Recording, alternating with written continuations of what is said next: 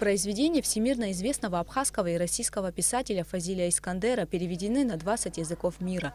Некоторые из них включены в школьные программы Абхазии и России. К 90-летию великого классика в родной школе Фазиля Абдуловича в торжественной обстановке была открыта мемориальная доска. Фазиль Искандер – выпускник 3-й Сухумской школы имени Юрия Воронова. С урочищем зеленым споря, сквозь заросли, сквозь бури лом, река выбрасывалась в море, рыча летела напролом.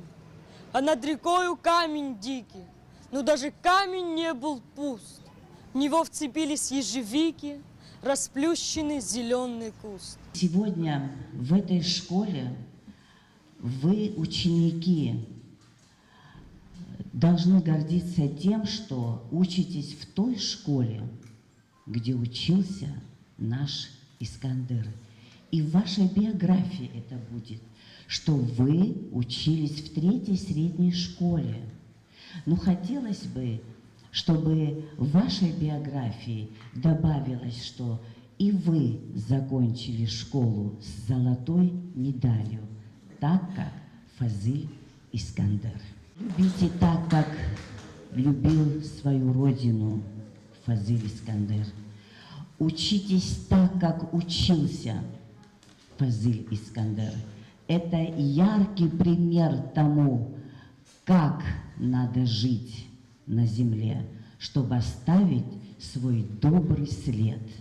Творчество Фазиля Искандера прочно связано с его родиной Абхазией, яркими красками южного неба, моря и гор и, конечно же, воспоминаниями детства.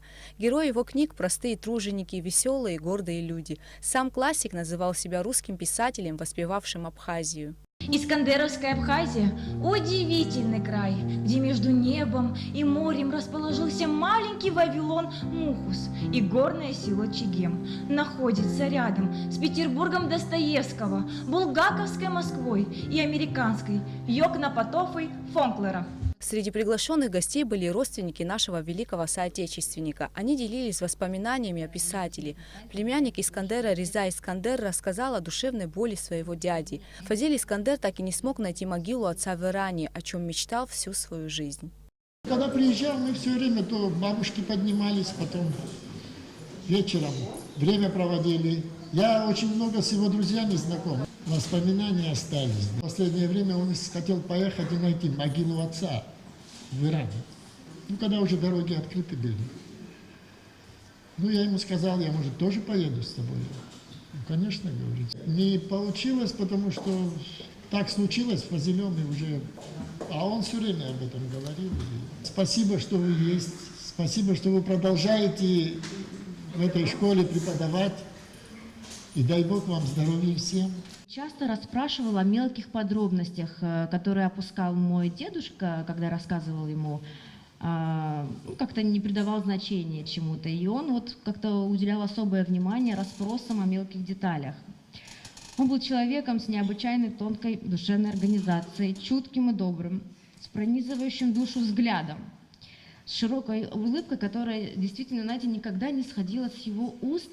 Он как-то молча всегда улыбался, и казалось, что, может быть, он продумывает какой-то новый рассказ, или, глядя на нас, он о чем-то думает, о том, что будет писать впоследствии. То есть невозможно было определить, о чем человек думает. 6 марта Фазиля Абдуловича вспоминали во 2-й Сухумской школе. К знаменательной дате ученики подготовили насыщенную программу и подошли к делу творчески.